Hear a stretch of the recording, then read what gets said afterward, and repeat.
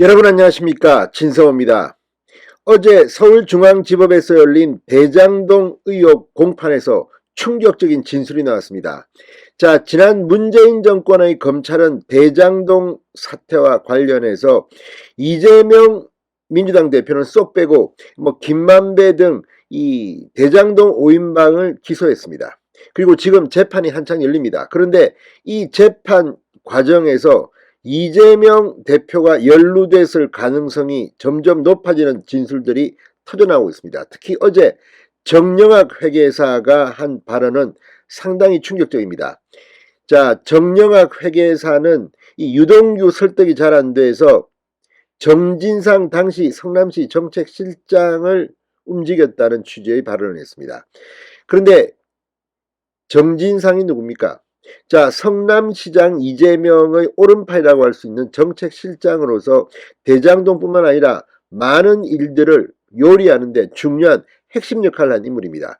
그리고 지금은 민주당 대표가 된 이재명의 당대표실에서 정무실장을 맡았습니다. 지금 성남다인이 이재명 민주당 대표실에 너무 많이 포진됐다, 중용됐다는 그런 소리들이 들리고 있는데 그 핵심이 정진상입니다.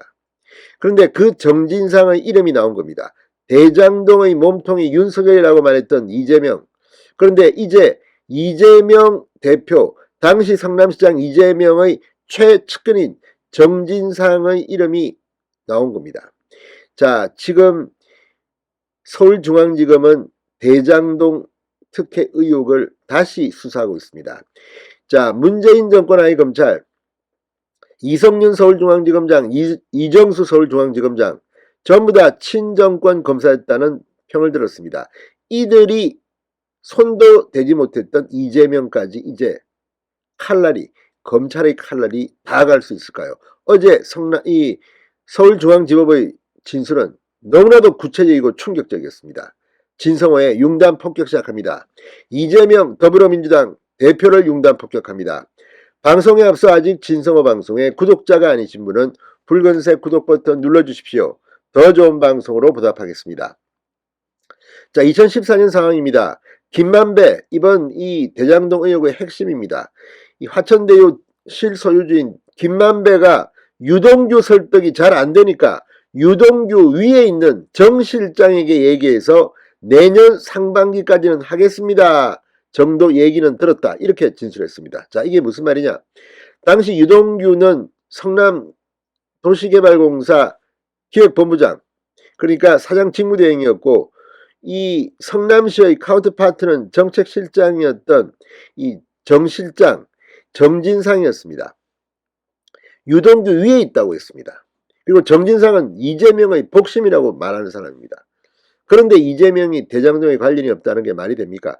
자, 어제 서울중앙지법 형사합의 22부 이준철 부장판사 심리로 열린 대장동 개발사업 특혜 및 로비 의혹 사건 55차 공판에서 정영학 회계사는 정인석에 앉아서 이렇게 말했습니다. 정 회계사는 이어 이게 사업이 되게 해주겠다는 이런 정확한 의미보다는 저희가 전달받기로는 내년 상반기까지 하겠습니다 였다면서도 사업이 되겠다는 생각을 했다고 말했습니다.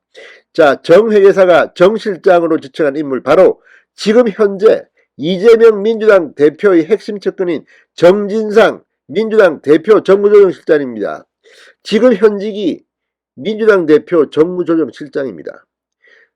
자, 국민의힘으로 이야기하면 이준석 옆에 정무실장이 김철건이었습니다. 바로 김철건과 같은 역할을 하는 인물, 오른팔입니다. 정진상입니다. 그때는 성남시 정책실장이었습니다.